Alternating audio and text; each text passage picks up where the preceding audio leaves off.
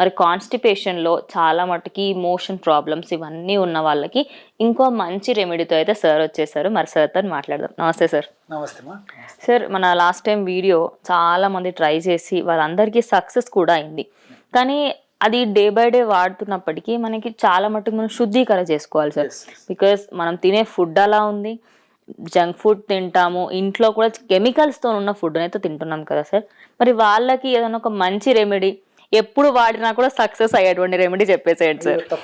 తప్పకుండా మీరు అడిగిన ప్రశ్న కూడా చాలా బాగుందమ్మా. ఈ రోజుల్లో ఏమైతుందంటే రకరకాలైన ఆహార పదార్థాలు తింటున్నామా. అవును సార్.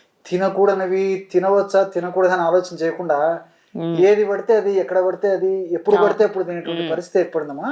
ప్రతి వాళ్ళకు సమస్య వస్తూ ఉంటుందమ్మా. అవును సార్. సో దీనికి సంబంధించి కనీసం అప్పుడప్పుడు పొట్టలో శుద్ధి చేసుకుంటుంటే మంచిదమ్మా. సమస్యలు రాకుండా ఉంటాయి, ఉన్నటువంటి సమస్యలు తగ్గిపోతాయి. ఇప్పుడు మనం చెప్పుకోబోయేటువంటి మెడిసిన్ కూడా రోజు అక్కర్లేదమ్మా.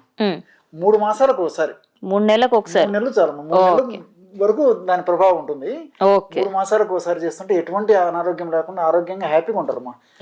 సో అది తయారు చేయాలంటే మెడిసిన్స్ కూడా చాలా రెండమ్మా. ఏంటి సార్ అవి? అంటే మనకి దొరుకుతాయా? దగ్గరలో దొరుకుతాయమ్మా. మనకు పచారి కొట్టలో, ఆయుర్వేద ఔషధ విక్రయశాలలో దొరుకుతాయి. మొట్టమొదటిది ఈ కరక పెచ్చులమ్మా.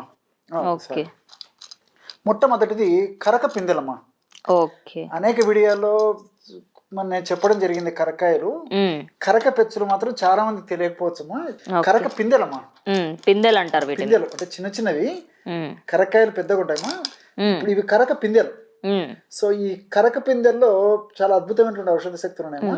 మనం ఈ కరక పిందెలు ఈ యొక్క ఔషధంలోకి వాడుకోవాలమ్మా. అంటే లోపల సీడ్ ఉండదు, జస్ట్ ఇలా ఉంటాయి కాబట్టి పగలగొట్టేసేసి మెత్తగా దంచేసేసి పౌడర్ తయారు చేసుకుని ఫస్ట్ అది వేయించనక్కర్లేదు, డైరెక్ట్ ఈజీగా పౌడర్ అయిపోతుంది.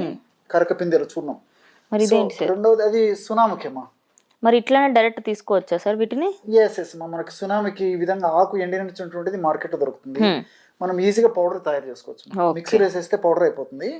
సో దీనికి ఇంకోటి ప్రత్యేకత ఏంటంటే ఆ విధంగా పౌడర్ తయారు చేసుకునే ముందు ఈ సునామకిని కొద్దిగా వేయించాలమ్మా. దీన్ని ఆకులని కొద్దిగా వేయించి తర్వాత చేసేసి చల్లారిన తర్వాత పౌడర్ చేసేసి చాలా బాగా పనిచేస్తుందమ్మా. ఈ 2 పదార్థాలతో బ్రహ్మాండమైనటువంటి కడుపు శుద్ధికి ఔషధాన్ని తయారు చేసుకోవచ్చు. అందరికి ఉపయోగపడుతుందమ్మా ఇది. సో ఎంత తీసుకోవాలి సార్ క్వాంటిటీ? చెప్తానమ్మా. ఇది కూడా ఏం చేస్తారంటే ఒక 3 మాసాలకు ఒకసారి రాత్రిపూట చాలమ్మా. రాత్రి పడుకునేటప్పుడు, ఓన్లీ రాత్రిపూట తిన్న తర్వాత తిని పడుకుంటప్పుడు 100 ml వాటర్ అమ్మా, వేడి నీళ్ళు సరిపోతాయమ్మా. ఈ 100 ml ఇలా వేడి నీళ్ళు తీసుకుని 1/2 టీ స్పూను ఈ కరకపిందెల చూర్ణం అమ్మా. అంటే ఇంచుమించు 2.5 గ్రామ్. Very good. అంతే, అది వేసేయండి అమ్మా. 1/2 టీ స్పూన్ వేసారు కదా. అలాగే సునామకి పొడి అమ్మా, అది ఒక 1/2 టీ స్పూన్ వేసేయండి. ఇంచుమించు 5 గ్రామ్స్ పొడి వేసినట్లమ్మా మనం. 1/2 టీ స్పూన్ కరకపిందెల చూర్ణము, 1/2 టీ స్పూన్ సునామకి పొడి, ఈ 2 కలిపేసారమ్మా. చాలా ఈజీగా తయారు చేసుకోవచ్చు అమ్మా పౌడరు. తర్వాత ఈ వాటర్లో కలపడం కూడా చాలా ఈజీ అయిపోతుంది. తీసుకోవడం చాలా సులువు. అన్ని ప్లస్ పాయింట్స్ ఏమమ్మా. రిజల్ట్స్ కూడా చాలా ఫాస్ట్గా వస్తాయమ్మా. చాలా ఫాస్ట్గా పనిచేస్తుంది. చూడండిమ్మా ఎంత త్వరగా కలిసిపోయిందో.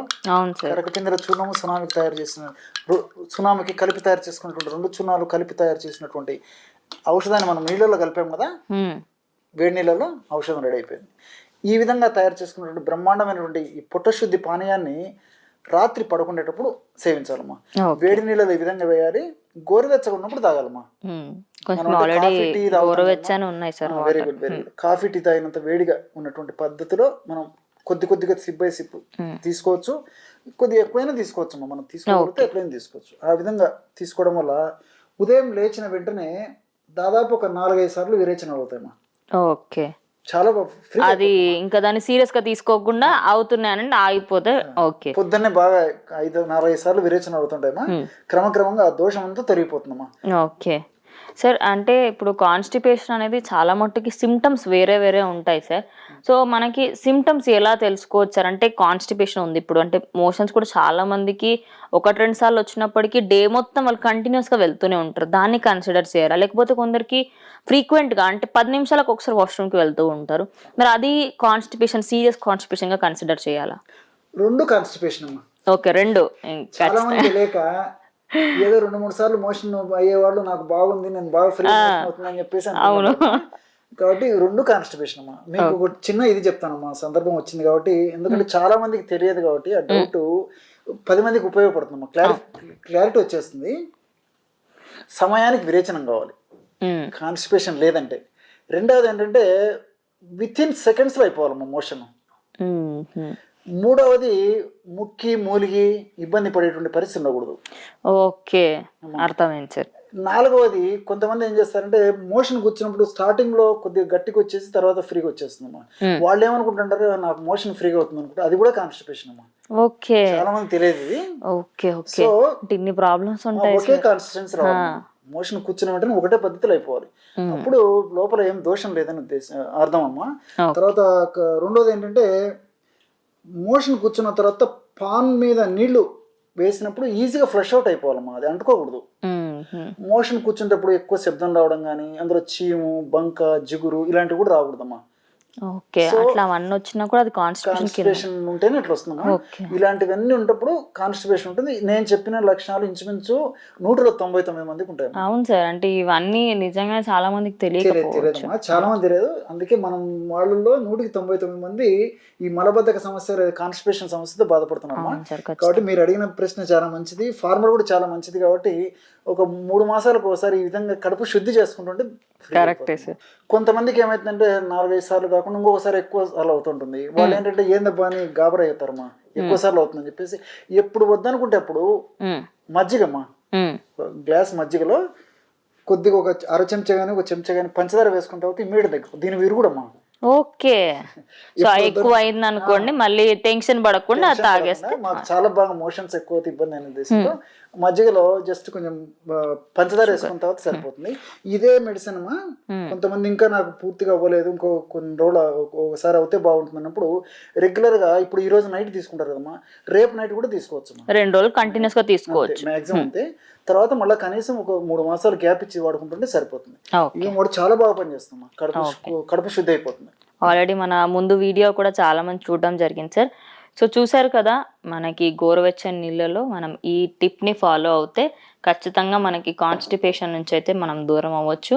3 నెలలకు ఒకసారి వాడితే మనకి చాలా మంచి రిజల్ట్స్ వస్తాయి. సపోజ్ తక్కువ అనిపిస్తుంది, ఇంకా తగ్గలేదు అనుకుంటే ఆల్టర్నేట్ డేస్ అంటే ఒకరోజు వేసుకున్న తర్వాత మళ్ళీ ఇంకొక రోజు వేసుకోవచ్చు కంటిన్యూస్గా. సో చూసారు కదా, ఇది వాలటి రెమెడీ. సో మీకు ఇది ఇన్ఫర్మేటివ్గా అనిపిస్తే దీన్ని కూడా ఒకసారి మీరు మీ ఇంట్లో ట్రై చేసి అది ఎలా కుదిరింది ఏంటి దానికి సంబంధించి కింద కమెంట్ బాక్స్ అయితే ఉంటుంది, దాంట్లో మీ క్వశ్చన్స్ అనేటివి ఇంకేమన్నా ఉంటే అవి కూడా మాకు అడిగేసేయండి, దానికి మేము సమాధానం ఇచ్చే ప్రయత్నం కూడా చేస్తాం.